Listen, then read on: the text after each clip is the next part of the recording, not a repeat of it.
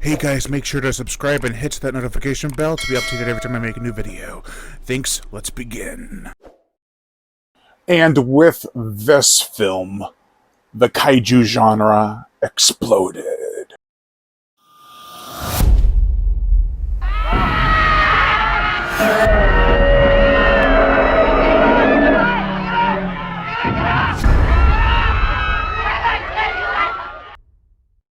Godzilla.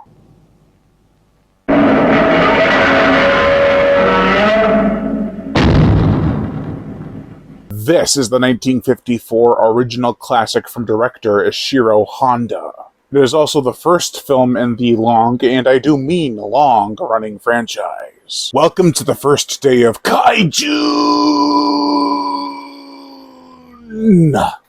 Sorry. The plot. Ships have been mysteriously disappearing around a Odo Island, and a team is sent in to investigate. They quickly discover that, there's a giant monster attacking this island, and its inhabitants, as well as, according to a deleted scene, the cattle. It's a giant, radioactive monster that is responsible. The kaiju soon makes its way to Tokyo Bay, and attacks Shinagawa. Now, moral principles, as well as the well-being of Japan itself, are focused on.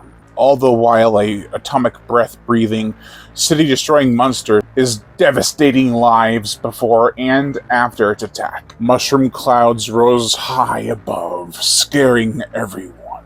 Some did not think of what the aftermath could bring of such an event. What would be the repercussions of atomic bomb testing? Takeo Moruta realized this and came up with the idea that it would eventually become Godzilla, or Gojira. What if a giant monster emerged from the sea, attacked islands and cities, and was indestructible? It is impervious to weapons, but science has a lot of methods, and only one seems like it might work. The characters' acting and presentation are what drive this story and make it work. Everyone does a believable job. The characters are very emotional, but do think rationally when placed in a dire scenario. Dr.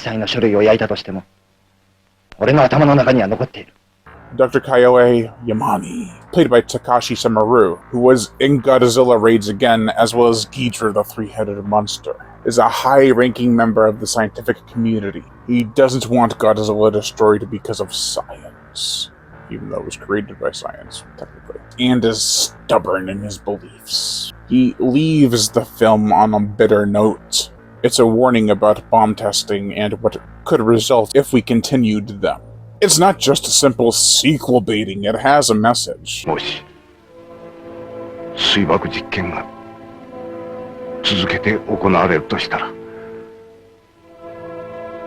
Hideo Ogata, played by Akira Takarada, who also was in Mothra vs. Godzilla Ebra Horror of the Deep, Godzilla and Mothra Battle for Earth, as well as Godzilla Final Wars. Wants Godzilla destroyed, but is afraid to tell the professor because he is in love with his daughter. Emiko, played by Momoka Kochi, who was also in Godzilla vs. Destroyer, is there for support. It all does become a bit much for her in several scenes, though, which leads to her breaking point. Her big, teary eyes could reach right into your soul as she watches the horror and secrets unfold.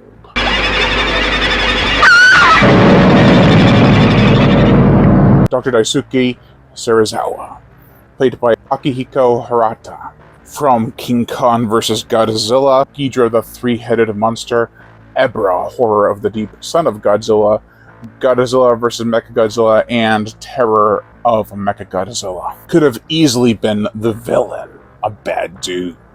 However, his rationality, morals, and invention play a pivotal part in the climax, as well as pretty much throughout the film.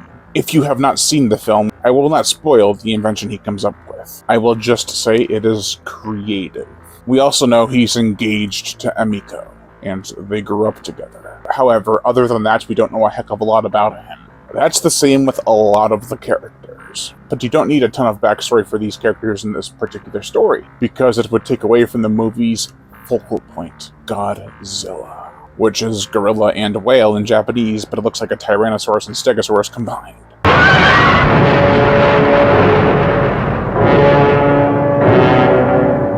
He is played by suit actor pioneer Ryosaku Takasuji. These names, man. Hey guys, brief edit right here. I just realized that I gave an uncredited actor who played Godzilla more credit than the actual people who played him the most. The actors that played Godzilla the most were Katsumi Tezuka, Haru Nakajima, and Hiro Suzuki. My apologies. His head was around the neck area, so seeing was practically impossible. His efforts are what really counted, and he did as best he could to bring Godzilla to life. The whole time he's attacking the city, it's shot from lower angles to give the illusion that this creature is huge, massive, and is just destroying the city. Also, the black and white cinematography really helps to add to the atmosphere. It's dark, eerie, and just plain scary. You look into the ocean as Godzilla makes his way on land, and you wonder what else could be lurking out there.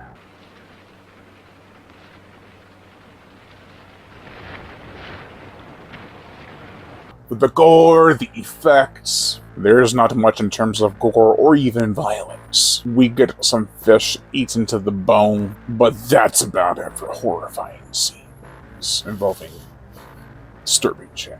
For a film from 1954, the destruction sequences are top-notch. You can see people inside the buildings as Godzilla approaches to knock it down.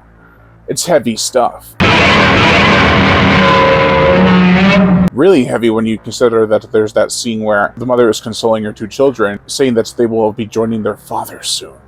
Heavy. One aspect I'm not a huge fan of in this film is Godzilla's design. The suit. Wow. He looks awful in some shots. Other shots, okay.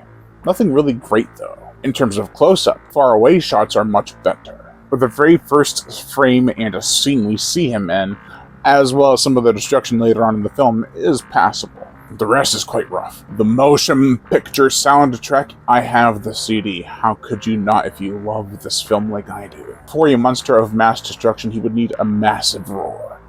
And a massive roar is what we got. Using a violin of a bass of some sort, Akira Ifukube created a menacing roar, as well as a menacing theme. Haunting music all around. The music in this film is so powerful. Some scenes will have you tense with fear, while others will tug at your heartstrings. It is ingenious musicianship indeed. Way ahead of its time. My favorite tracks are freaking all of them. Every song on this soundtrack, no matter how short or how long, which none of them are more than like 10 minutes, I think the longest one's like 6, is amazing. They're all amazing. Some of the tracks even are only 30 seconds, 22 seconds. They just hit you, whether it be a creepy sting or a heartfelt, emotionally wrecking portion of the soundtrack. Overall, this is a dark, depressing drama, kaiju action horror, that has classic material written all over it. As a package, it's got very little wrong with it, but if you really want to dig into it, some flaws do become quite apparent, like the Godzilla suit, as well as some of the character motivations and desires, like the love triangle. The package is great. When I unwrap it, I see a bad monster suit, some pointless characters like the main kid from the island who is staying with the family. He's always amongst them, but it serves no purpose. As we have it, I see a masterpiece. If it was made 10 years later, I could see the effects being better, but I don't think the message would have been as potent. It definitely wouldn't have had the same impact. So you have to take it for what it is. A near masterpiece of the disaster subgenre, with a couple forgivable flaws. The 1956 Americanized version, it's okay. I mean, Raymond Burr does the best he can with what he has.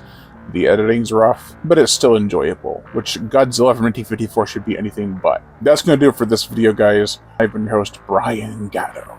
Make sure to like, comment on, as well as share this video. Also, like my Facebook fan page and support me on Patreon. Also hit that notification bell to be notified every time I make a new video. Let's stay tuned for more Kaijune action. And as always,